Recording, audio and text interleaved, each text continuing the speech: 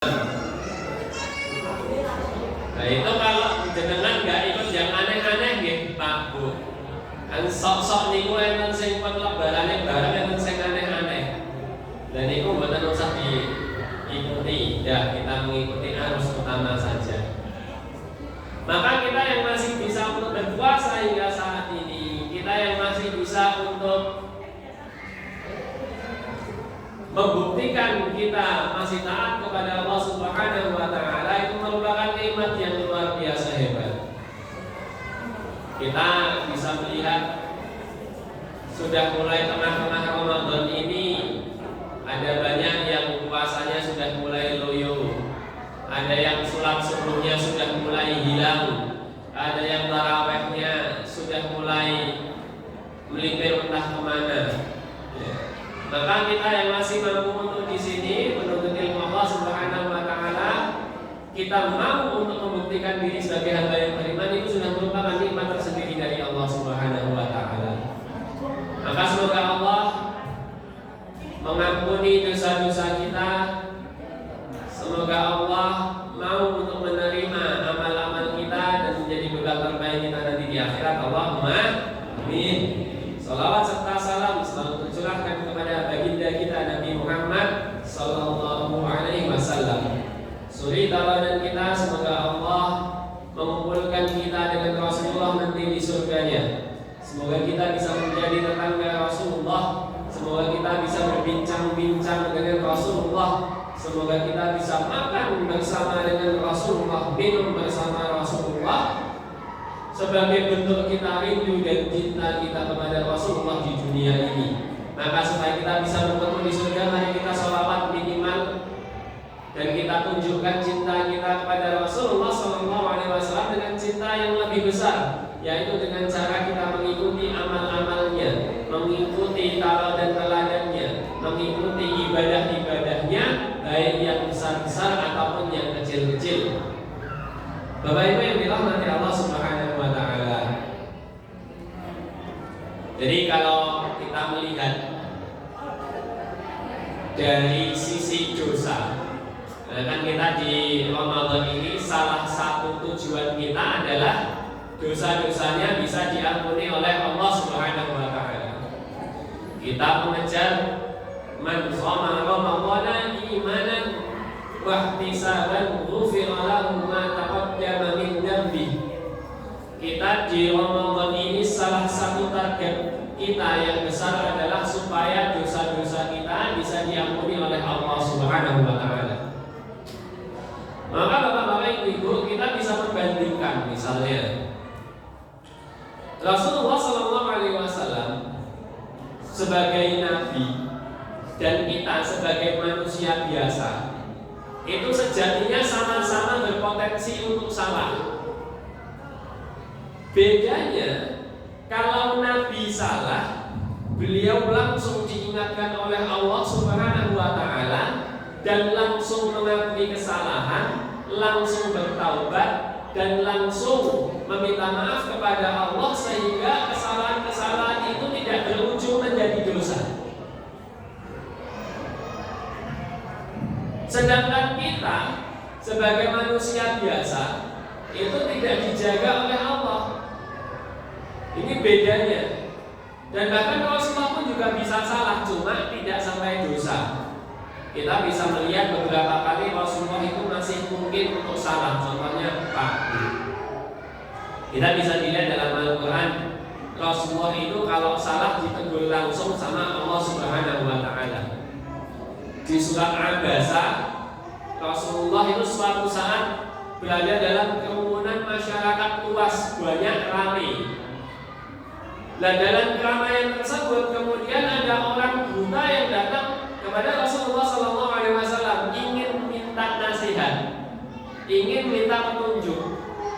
Tapi karena Rasulullah itu sedang berada dalam kerumunan orang banyak, kalau dalam bahasa yang sederhana itu lagi sibuk ngurusi pemakai. Tahu-tahu ada orang mungkin buta yang datang, Rasulullah kemudian menganggap orang buta ini bisa dikesampingkan, sehingga Rasulullah lebih memilih untuk melayani orang-orang yang ada di sekitarnya. Yang kemudian masalahnya selain Rasulullah mengesampingkan orang buta, Rasulullah juga menganggap orang buta ini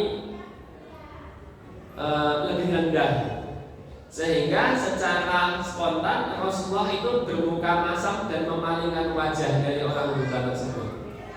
Nah, kalau dalam kita sehari-hari mungkin kita lihat orang yang kalau melihat orang lain itu nggak suka, kan wajahnya itu rada merenggut, kemudian kita nggak mau memandang wajahnya dia. Dan Rasulullah ketika ada orang buta itu disebutkan dalam Al-Quran abasa wa tawalla. Rasulullah itu bermuka masam dan memalingkan muka ketika orang buta datang. Maka Rasulullah langsung ditegur sama Allah lewat satu ayat, abasa wa tawalla an ja'ahul a'ma wa ma yudrika la'allahu yazakka aw yadhakkaru fatanfa'ahu dzikra. Rasulullah ditegur, kenapa engkau memalingkan muka dan bermuka masam ketika ada orang buta yang datang, padahal orang buta itu tulus ingin meminta petunjuk kepadamu. Begitu juga dengan Rasulullah SAW. Ketika suatu saat beliau sedang ada konflik dengan istri-istrinya. Dalam surat At-Tahrim itu Rasulullah ditegur langsung oleh Allah Subhanahu wa Ta'ala. Dalam salah satu tafsir itu ceritanya Rasulullah itu habis dari rumahnya Sofiyah. Kemudian habis dari rumahnya Sofiyah, Rasulullah itu biasanya kalau sedang bersilaturahim ke tempat istri-istrinya itu ada jalurnya. Habis dari rumahnya sini, rumahnya sini, rumahnya sini, rumahnya situ. Dan Rasulullah ketika habis rumahnya Sofiyah itu biasanya datang ke rumahnya Hafsah. Nah, Sofiyah ini lupa, orangnya masih muda, cantik. Jadi Rasulullah itu kalau nikah sama istri yang selanjutnya itu belum tentu istri selanjutnya itu tua dan renta. Yang tua dan renta ada, contohnya Saudah. Jadi istri setelah Aisyah kan Saudah itu tua dan renta. Tapi istri-istri yang lain misalnya Hafsah itu masih muda, Sofiyah juga muda. Dan Sofiyah itu dia memiliki darah bangsawan gitu, sehingga terawat, cantik.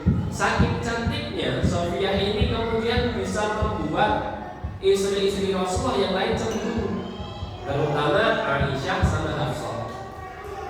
Nah, kemudian Aisyah sama Hafsah ini kan kemudian membuat persekongkolan supaya Rasulullah itu ketika habis dari tempatnya Sofiyah itu nggak enakan dan pengen merendahkan Sofiyah di hadapan Rasulullah SAW. Nah, Sofiyah itu terkenal pencinta madu. Jadi kalau biasanya Rasulullah ke tempatnya Sofiyah itu disuguh madu sama Sofiyah. Maka Rasulullah makan madu, minum madu di tempatnya Sofiyah, kemudian datang ke rumahnya Hafsah. Hafsah di sana sudah bareng sama Aisyah. Tahu-tahu Hafsah sama Aisyah itu sudah sekongkol. Kemudian Rasulullah datang, Hafsah sama Aisyah mengatakan kepada Rasulullah, Rasul ini kok kayak ada bau apa gitu ya? Apa ya? Dari tadi itu di sini nggak ada yang bau. Tapi Rasulullah datang tahu-tahu ada sesuatu yang bau gitu. Habis dari rumahnya Sofiyah ya. Oh, ini jangan-jangan madunya Sofiyah ini buat bau. Jadi Rasulullah habis minum madu Sofiyah, dituduh madunya Sofiyah itu membuat bau mulutnya Rasulullah nyebar sampai di rumahnya Hafsah. Ini Rasulullah itu sebagai lelaki yang juga manusia biasa menghadapi istri-istri yang seperti itu. Jadi Rasulullah juga memiliki titik lemah. Maka Rasulullah tanpa berpikir bijak dan panjang saat itu kemudian mengatakan kepada Sofiyah mengatakan kepada Aisyah sama Hafsah, kalau kamu tidak suka saya itu minum madu di tempatnya Sofiyah, maka Rasulullah mendeklarasikan mulai hari ini saya haramkan madu untuk diri saya pribadi. Ini kan kalau ibarat kita bapak-bapak, ada yang nggak suka istrinya tuh nggak suka bapak-bapak itu mancing terus misalnya, atau nggak suka bapak-bapak itu pulang terlalu malam gara-gara nongkrong tengkos rondo ngopi, atau mungkin ada juga kadang-kadang ibu-ibu yang nggak suka bapak-bapak itu napa Pak biasanya saya dilarang oleh garwane napa Pak. Dan itulah kalau kita sebagai manusia biasa ditegur sama istri, oke, mulai hari ini saya akan nggak mancing lagi, mulai hari ini saya nggak akan nongkrong di pos ronda lagi, mulai hari ini saya haramkan bagi saya minum kopi. Kalau kita manusia biasa mengatakan seperti itu normal. Tapi ketika Rasulullah SAW sebagai nabi, sebagai panutan umat manusia, kok sampai mengharamkan madu dimakan oleh beliau gara-gara istrinya, Allah nggak suka. Maka ditegurlah Rasulullah dalam ayat Al-Quran, ya ayyuhan nabiyyu lima tuharrimu ma ahallallahu lak tabtaghi marqata azwajik. Wahai Nabi, kenapa engkau berani-beraninya mengharamkan sesuatu yang dihalalkan oleh Allah kepadamu? Jadi kita tidak boleh mengharamkan sesuatu yang dihalalkan oleh Allah Subhanahu wa Ta'ala. Maka kalau kita lihat beberapa ulama itu kalau mau mengharamkan sesuatu hati-hati. Contohnya beberapa ulama kan ada yang berani mengharamkan rokok, ada yang nggak berani mengharamkan rokok. Lah ulama yang nggak berani mengharamkan rokok itu gara-gara takut. Lima tuharrimu ma ahallallahu lak. Jangan-jangan Allah janjane menghalalkan rokok, maka nggak berani sampai mengharamkan, kemudian dibilang makruh. Lah Rasulullah ditegur langsung sama Allah, nggak boleh mengharamkan sesuatu yang halal gara-gara hanya untuk mengejar keridhaan dari istri. Bahkan tidak selesai sampai di situ. Setelah ditegur Rasulullah oleh Allah Subhanahu wa Ta'ala, istri-istrinya juga diancam. Di dalam ayat selanjutnya, asa rabbukum ayyubadilakum azwajan khairan minhunna muslimatin mu'minatin qanitatin ta'ibatin ta'ibatin 'abidatin thayyibatin wa abkara. Yang ditegur gak cuma Rasulullah, tidak cuma Rasulullah, tapi istrinya juga kena.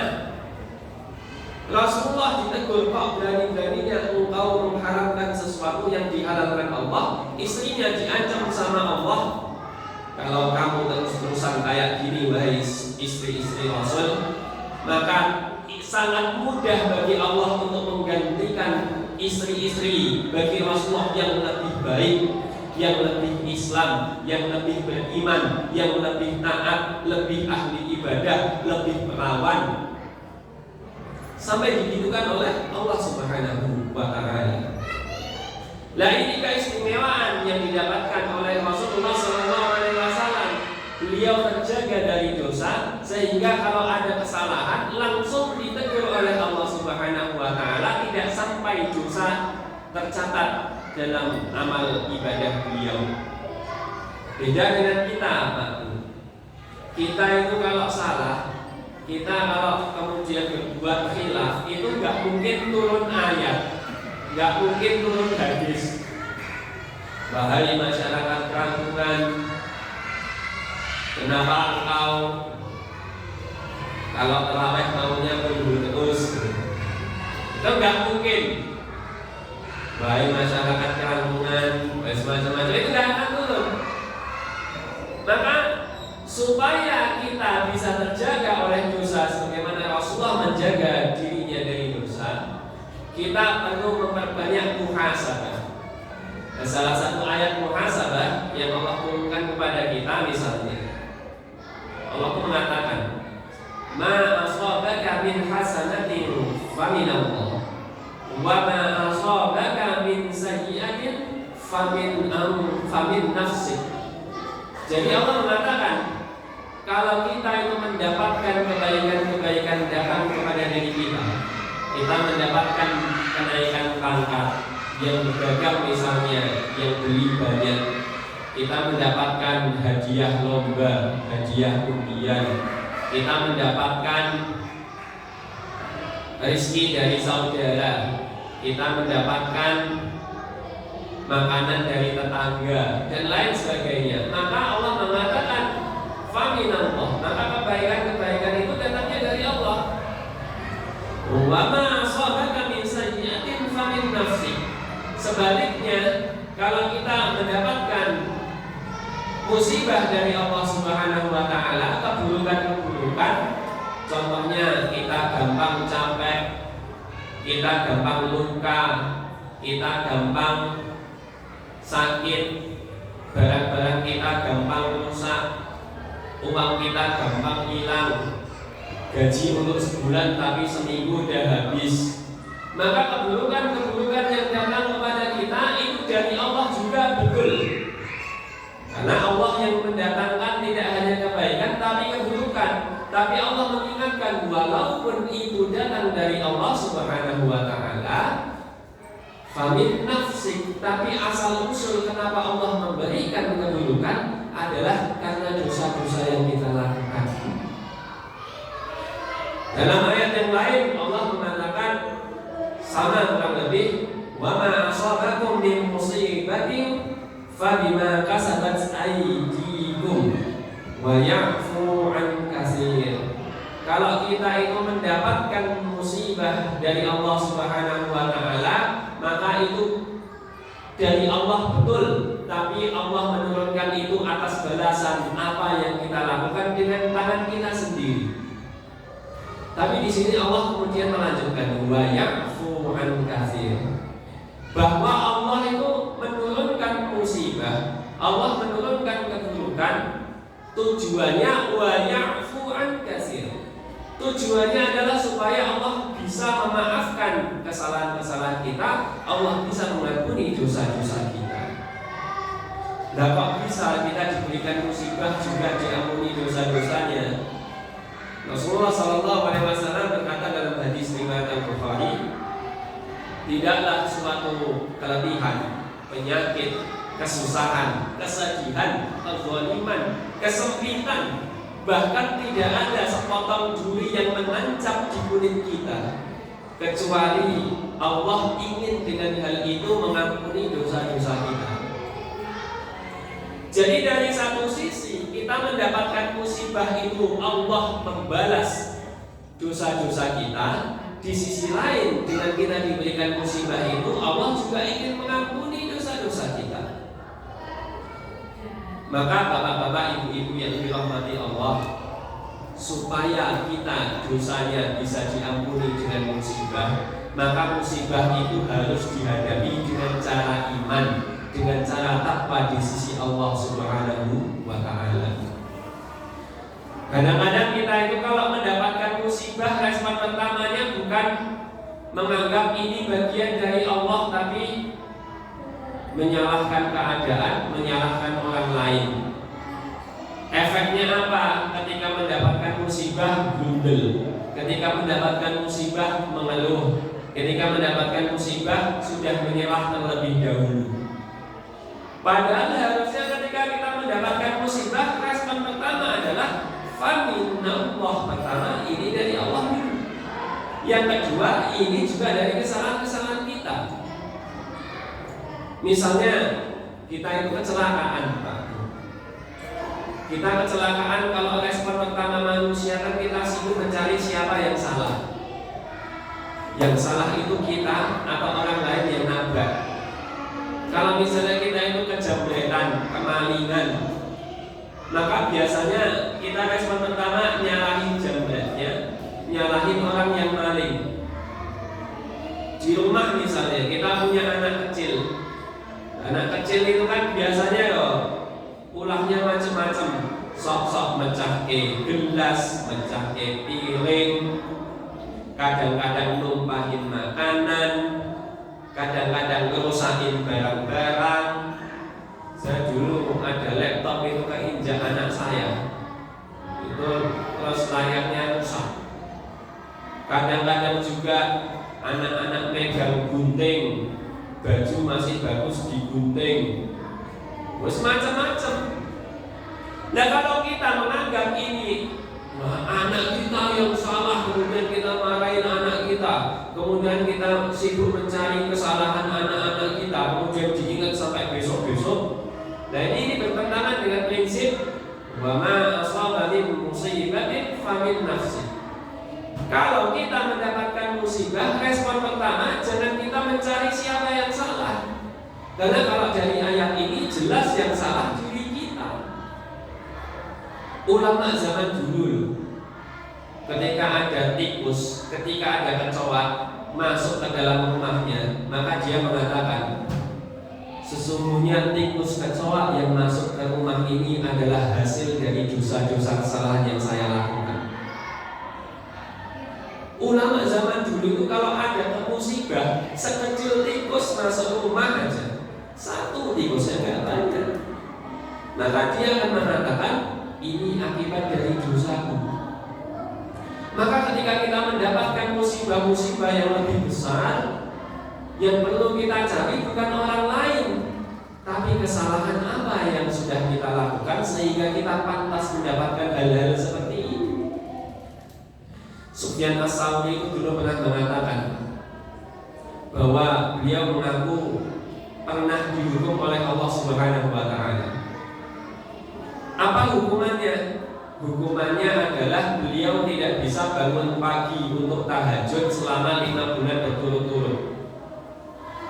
Jadi kalau orang soleh dihukum sama Allah, sama orang yang biasa saja dihukum sama Allah itu beda. Kalau orang yang nggak soleh dihukumnya gimana ya? Dikirim tikus, dikirim kecoa, pompa air mati, WC mampet, septic tank penuh, macam-macam. Tapi kalau orang yang soleh dihukum sama Allah nggak bisa bangun tahajud, itu mungkin kita sama-sama nggak bangun tahajud mungkin sama ya. Tapi orang yang soleh ketika nggak bisa bangun tahajud, dia menganggap bahwa ini bagian dari hukuman yang Allah berikan kepadaku. Orang-orang kan kemudian penasaran, wahai Sufyan, lah kenapa? Dosa apa yang kamu lakukan sehingga Allah menghukummu dengan cara nggak bisa bangun tahajud selama 5 bulan? Maka Sufyan As-Tsauri mengatakan, karena dulu pernah suatu saat aku di masjid menemukan orang yang menangis. Orang yang nangis ketika menghadap Allah berdoa kan kemungkinan dia saking parahnya ujiannya, atau mungkin dia merenungi nasib-nasibnya, atau mungkin dia merenungi dosa-dosanya, saking dia dekat dengan Allah kemudian dia sampai menangis. Kemudian Sufyan As-Tsauri mengatakan dalam hati, ini nggak sampai dikatakan. Sufyan As-Tsauri mengatakan dalam hati, walah paling orang itu cuma pengen dianggap soleh, makanya sok-sokan nangis. Ini orang ini Sufyan As-Tsauri nggak ngomong loh, baru batin. Hal yang kecil seperti itu disadari oleh Sufyan As-Tsauri, dan kemudian dia juga menyadari apa hukuman dari Allah Subhanahu wa Ta'ala.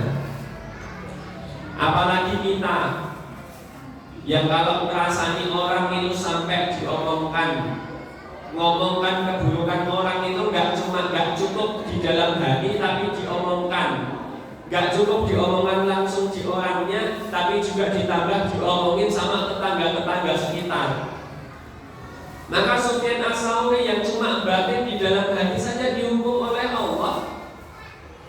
Apalagi kita yang dosanya lebih parah, lebih banyak, lebih berlapis. Karena untuk billahi min dzalik, Bapak Ibu yang dirahmati Allah Subhanahu wa Ta'ala, ketika kita mendapatkan musibah dari Allah, maka hendaklah kita pandai-pandai mencari tahu apa yang salah dalam diri kita, apa yang salah dari ibadah kita, apa yang salah dari interaksi kita dengan tetangga-tetangga kita, apa yang salah dari kita terhadap keluarga kita sendiri. Mungkin kita dengan suami ada salah, kita dengan anak ada salah, ada tetangga ada salah, dengan teman kerja kantor mungkin ada yang salah, sehingga Allah menurunkan cobaan, musibah, ujian kepada kita. Nah, kita berusaha untuk sensitif terhadap dosa-dosa kita. Itulah Allah caranya mengingatkan kita. Kita tidak mungkin diingatkan langsung oleh Allah melalui Al-Quran.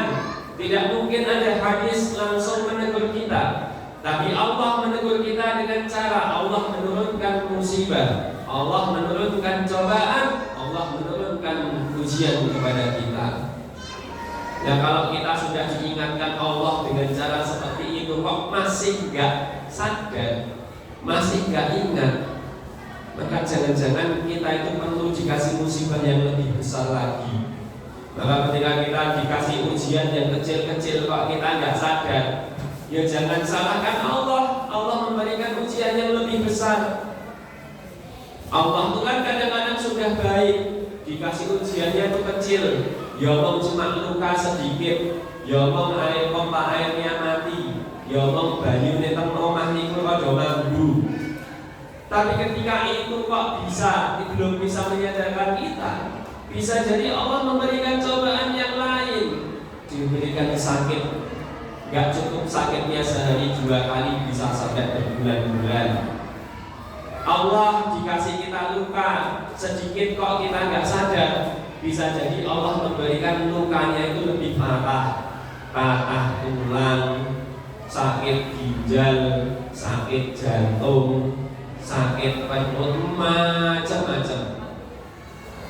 Ketika kita diberikan peringatan oleh Allah, uang kita hilang, HP kita rusak, kok kita belum sadar, maka bisa jadi Allah nanti akan mengingatkan dengan cara yang lebih besar. Gempa bumi, rumah kita hancur, naudzubillah min dzalik. Kecelakaan motor kita hancur, naudzubillah min dzalik.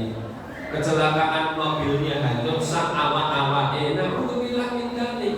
Maka Pak Bu, mumpung kita itu selama ini yang masih dikasih ujian-ujian itu sedikit, yang masih dikasih musibah-musibah itu kecil, yuk kita mulai ngelis satu persatu. Kira-kira tuh Allah ingin mengingatkan kita di dosa yang apa?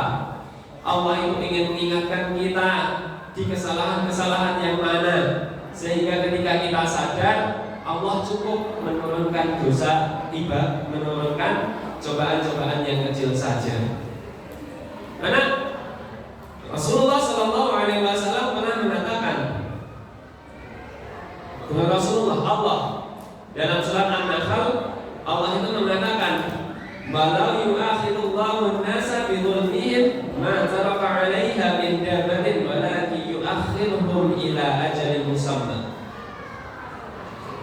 Allah kalau mengingatkan kita dengan dosa-dosa kita, kadang-kadang memberikan kita cobaan, sakit, musibah, itu artinya Allah itu sebenarnya masih baik.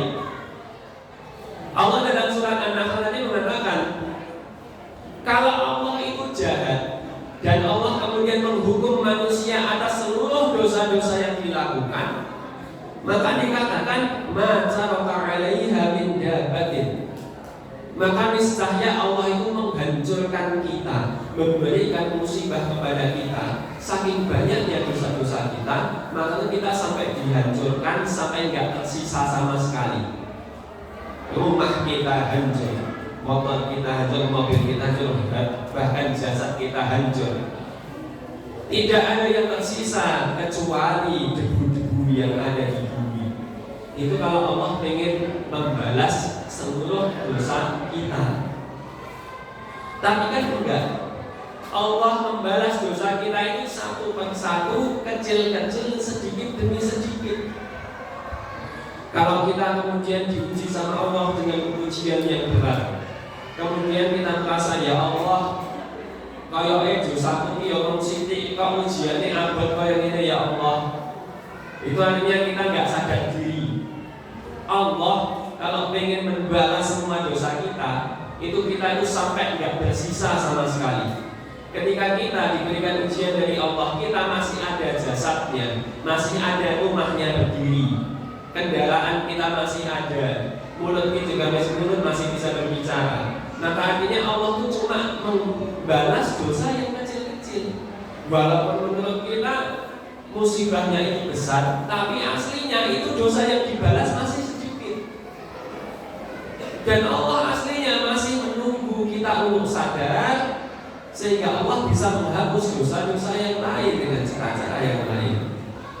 Jika Allah enggak, tapi Allah ya baiknya seperti itu. Tidak semua dosa kita dibalas di dunia, tapi ada banyak dosa-dosa kita yang nanti ditangguhkan sampai di akhirat. Tapi Pak Bu, kemudian jangan kemudian kita bersantai.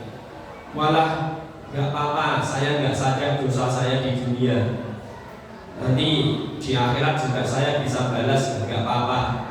Dan jangan sampai kita juga demikian. Kita nanti ketika di akhirat mendapatkan sisa dari siksa dari Allah Subhanahu wa Ta'ala, itu nanti kita akan bersyukur kepada Allah. Alhamdulillah, dulu di dunia saya sudah sempat diberikan siksa. Alhamdulillah, dulu di dunia saya masih diberikan musibah. Alhamdulillah, dulu saya di dunia masih diberikan cobaan. Sehingga siksa di akhirat sekarang itu lebih ringan dari yang seharusnya. Kita nanti akan merasakan seperti itu. Maka yuk, kita yang sekarang sudah mulai mendapatkan ujian dari Allah, yang pertama, yuk disadari itu adalah senggolan dari Allah. Itu adalah peringatan dari Allah atas dosa-dosa kita. Yang kedua, ketika kita merasa dosa-dosa kita itu sudah banyak, kemudian musibah kita juga semakin banyak, semakin berat, jangan sampai kita mengeluh karena dosa kita itu sejatinya yang dihapuskan oleh Allah cuma sebagian saja. Kita mendapatkan musibah yang berat ini artinya sudah baik, Allah memberikan kita rahmat supaya kita dosanya di akhirat nanti juga semakin sedikit, sekaligus Allah ingin kita lebih dekat kepadanya. Nah, Bapak Ibu yang dirahmati Allah, mari di akhir waktu ini kita berdoa kepada Allah Subhanahu wa Ta'ala. Semoga Allah mengampuni dosa-dosa kita, semoga Allah memberikan musibah-musibah yang mampu kita lalui, dan Allah menguatkan kita untuk melalui musibah-musibah, mengatasi musibah-musibah yang Allah berikan kepada kita. Juga semoga kita menjadi hamba yang pandai bermuhasabah. Semoga kita bisa mampu menjadi hamba yang sadar diri atas dosa-dosa yang kita lakukan, sehingga Allah memberikan kita rahmat, memberikan kita hidayah. Tidak hanya musibah itu sebagai penghapus dosa, tapi juga sebagai pengangkat derajat kita di sisi Allah Subhanahu